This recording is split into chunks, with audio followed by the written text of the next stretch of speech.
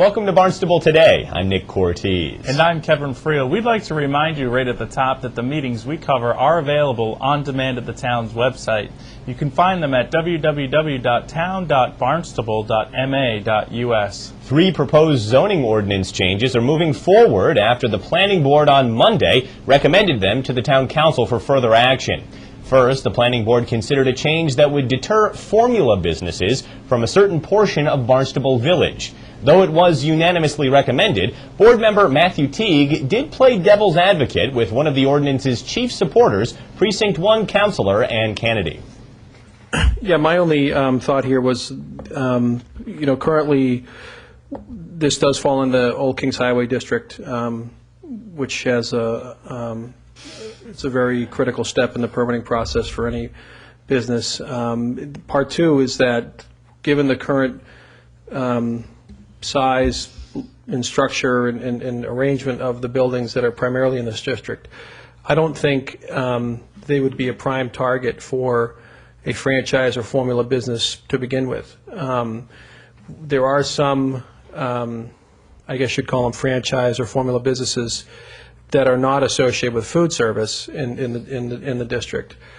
I don't see a particular need to prohibit something that by its nature is not desirable or economically feasible in the area, given the fact that we have so many other levels of regulation on it. I don't think the Historic Commission would allow a Dunkin' Donuts sign in its typical color arrangement to be prominently displayed on Main Street in Barnstable Village. I think we have a lot of checks in place, so I'm not sure what we're achieving here or what the particular threat is that prompts the need for such a restriction.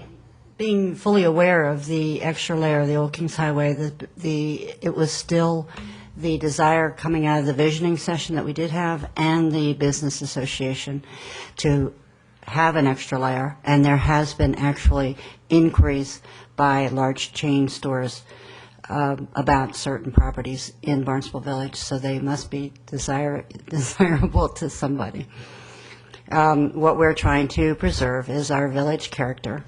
Next, the Planning Board discussed whether to allow dental and medical offices to be sited within an area of the Growth Incentive Zone, or GIZ, in downtown Hyannis that does not allow those uses. Here, Chairman Felicia Penn gives some background, and the lone dissenter Vice Chair Raymond Lang expresses his displeasure that the Board would recommend modifying the GIZ after how long it took to create it.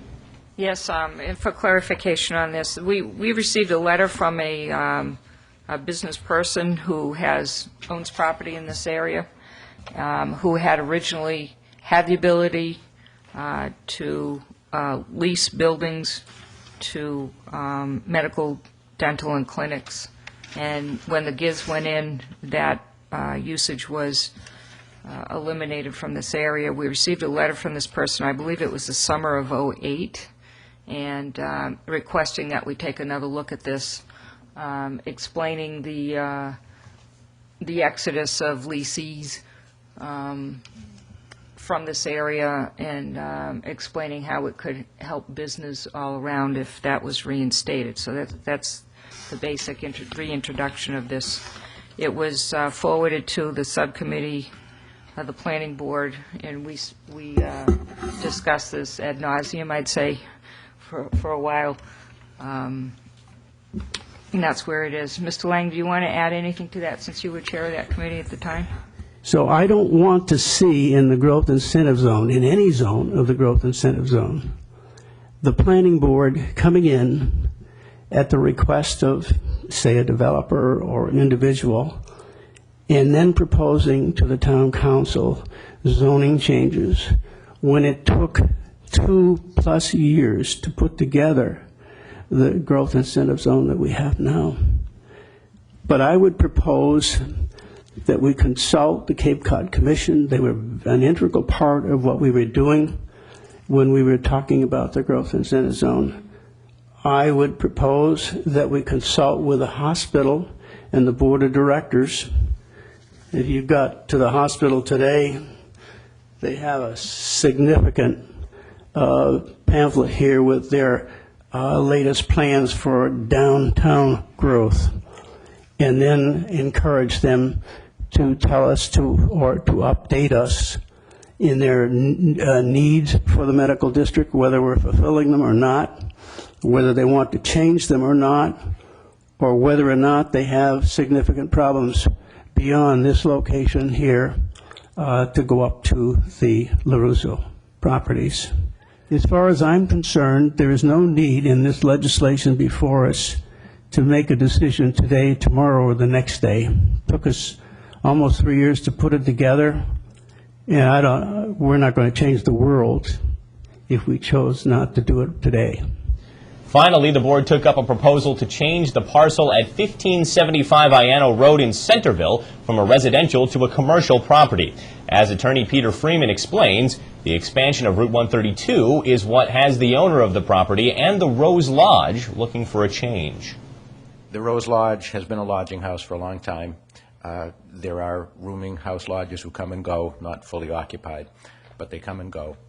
And it is next to a motel that is already in the Highway Business District, slated to be demolished. There's already a special permit from our zoning board for office development there, and I believe a bank. And then the next property over, moving towards Hyannis area, is an office building that has Merrill Lynch, right on the signboard, you might recognize that. And then there are also the next one over, all of them redeveloped from demolishing the old motels. There is the site which is the Eastern Mountain Sports and had been Nutter McLennan, and then Nutter McLennan moved yet to another building further down that I believe the town and the planning department agrees has improved the aesthetics and the tax base and the looks of the property. So my client and I started talking about what can we do residential, because it's zoned for that, and we talked to the town and we talked about, is there a way to try to do a housing project. And it was actually the suggestion of the town, I believe the town manager, and then conveyed through meetings with staff, that they thought, especially with two things, the expansion of Route 132, which was done for traffic alleviation reasons, but now it's this huge highway, divided as you know, and very non-conducive for safety reasons, access, aesthetics, and everything to residential use. And also, it kind of sticks out as not in keeping, somewhat ironically perhaps, but not in keeping with what is there, other than the two motels which will be torn down for an office building. It would be the sole remaining residential use. And so, based on that, we said, what can we do? And the idea, I think it might have been staff, said, well, you know, if we can extend, and if you can use that same 300 foot, that's how the zoning district goes, 300 feet in on the lot from 132, then that seems reasonable, and it could be a win-win. So without waxing on much, much longer, in a nutshell, we really think that it does have that merit, that it fits with the overall town plan, it's part of a growth opportunity, it would increase tax base, and it is really the gateway to Hyannis and the town of Barnstable when you come off the highway. Despite the planning board recommendations, the final decision on zoning ordinance changes is in the hands of the town council. Now let's take a look at the rest of this week's meetings. For Wednesday, January 27th, at 7 o'clock, the Zoning Board of Appeals has a meeting in the Town Hall hearing room. Also at 7, over on Route 149 in West Barnstable, the Old Kings Highway Historic District Committee will meet. Then on Thursday, January 28th at 9 o'clock, Site Plan Review closes out the meeting week in the Town Hall hearing room. Well, that's all for now. For Kevin Friel, I'm Nick Cortez. We'll see you next time on Barnstable Today.